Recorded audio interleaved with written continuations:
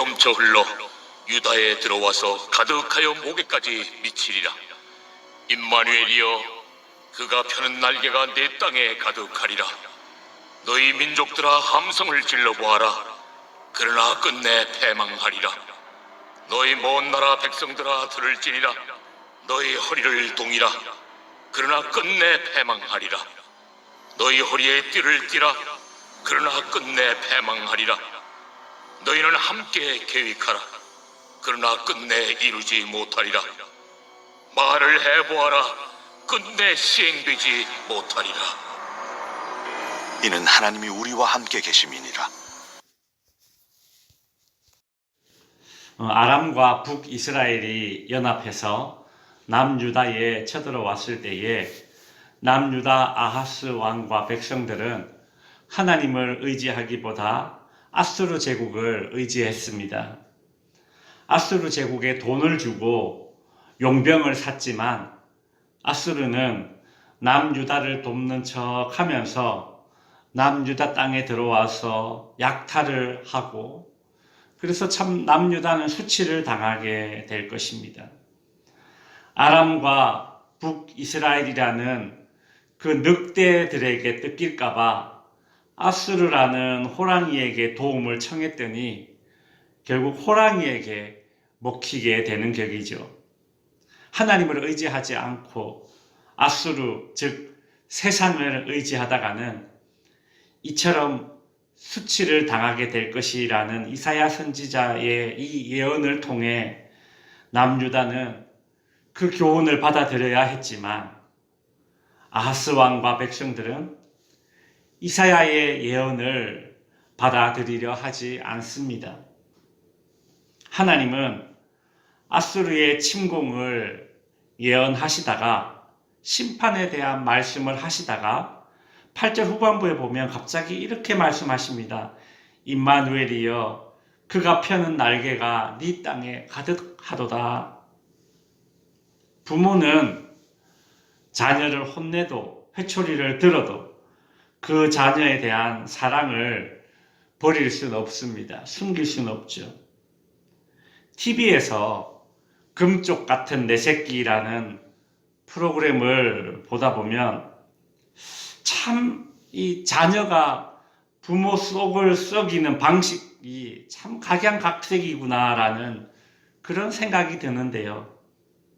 공통점이 있다면 그 프로그램에 나오는 모든 부모들은 그 속썩이는 자녀 때문에 사랑의 눈물을 흘린다는 것입니다. 하나님께서 남유다에 대한 심판을 말씀하시다가도 중간중간에 이런 하나님의 속마음이 노출이 됩니다. 임마누엘이여, 그가 펴는 날개가 네 땅에 가득하도다. 마치 독수리가 그 날개를 펴서 제 새끼를 품음 같이 하나님께서는 늑대떼 같은 아람과 북이스라엘로부터 남유다를 지키시고 호랑이 같은 아수르로부터도 남유다를 지키실 것입니다. 물론 징계를 받아서 고통은 당할 것이지만 아수르로부터, 세상으로부터 하나님은 당신의 자녀들이 완전히 패망하도록 내버려 두시지는 않을 것입니다. 그러면서 9절에 이렇게 말씀하십니다. 너희 민족들아, 함성을 질러 보아라. 여기서 너희 민족들은 남유다를 침공하려고 동맹을 맺었던 아람과 북이스라엘을 가리킵니다. 그러니까 아람과 북이스라엘에게 한번 함성을 질러 보아라, 그리 말씀하시는 것이죠. 왜 함성을 지릅니까? 군인들이 전쟁하기 전에 사기를 북돋기 위해서 크게 함성을 지르죠. 주로 death, 즉 죽음이라는 단어를 크게 외칩니다. 그래서 그 죽음이라는 큰 소리를 듣고 상대방이 위축되게 만드는 것이죠. 그런데 하나님이 뭐라고 하십니까? 너희가 한번 크게 외쳐봐라. 그러나 너희는 끝내 패망하리라. 아람과 북이스라엘, 너희가 아무리 크게 외쳐도 너희가 끝내 패망하리라는 겁니다. 오늘 본문에 보면 10절에 보면 9절에 보면 너희가 끝내 패망하리라 라는 이 말이 연거푸 3번이나 나옵니다. 너희 민족들아 함성을 질러 보아라. 그러나 끝내 패망하리라. 너희 먼 나라 백성들아, 여기서 먼 나라 백성들은 아수르 제국을 가리킵니다. 너희 허리를 동이라. 허리를 동이라는 말은 힘을 써보라는 얘기입니다. 아수르 제국, 네가 그렇게 힘이 세냐? 그 힘을 한번 써봐라. 그러나 너희는 끝내 패망하리라. 너희 허리에 띠를 띠라. 그러나 끝내 패망하리라. 여기서 허리에 띠를 띠는 것은 칼을 이렇게 착용하기 위해서 사용하는 허리띠입니다. 그러니까 아람과 북이스라엘 아수르 제국에게 허리띠를 띠보라는 얘기입니다. 칼을 차보라는 얘기입니다. 전쟁 준비, 무장을 한번 해보라는 얘기입니다. 너희가 무장해봤자 너희는 끝내 패망하리라는 것이죠. 10절에도 보시면 너희는 함께 계획하라 라고 말씀하십니다. 무슨 얘기입니까? 아람과 북이스라엘이 원래는 사이가 좋은 관계가 아니었는데 남유다를 치기 위해서 이들이 동맹을 맺었거든요. 그러니까 함께 계획해보라는 겁니다. 남유다를 공격하려고 함께 계획을 세워보아라. 그러나 끝내 이루지 못하리라. 아람과 북이스라엘은 남유다를 삼키려고 그렇게 계획을 세웠지만 결국 자신들이 먼저 아수르에 의해서 멸망당하게 됩니다. 그렇다면 이 남유다를 노략질했던 아수르는 어떻게 될까요? 아수르 역시 바벨론에 의해서 멸망당하게 됩니다. 이 모든 것이 역사를 주관하시는 하나님에 의해서 이루어집니다. 10절 후반부에 보면 이렇게 말씀하고 있죠.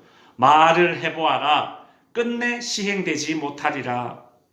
사람들은 내가 이렇게 하겠다, 저렇게 하겠다 생각하고 계획하고 말하지만 정작 이를 이루시는 분은 누구십니까? 하나님이십니다.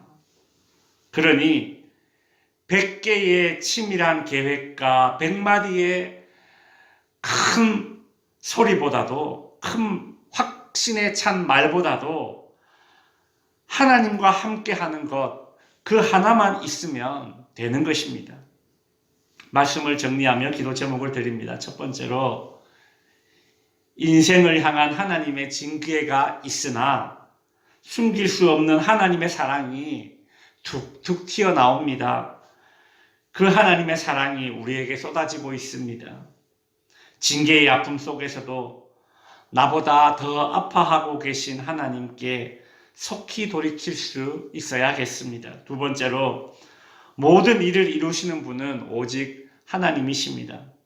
하나님을 배제하고서는 아무리 치밀하고 완벽한 계획이라 하더라도 또한 아무리 노력한다 하더라도 거의 다 된 듯 하여도 그러나 끝내 패망하리라, 끝내 이루지 못하리라, 끝내 시행되지 못하리라 라고 말할 수밖에 없는 그런 인생이 될 수밖에 없습니다. 그러니 우리와 함께 하시는 하나님만 굳게 의지할 수 있는 저와 여러분이 될 수 있기를 바랍니다. 기도하겠습니다.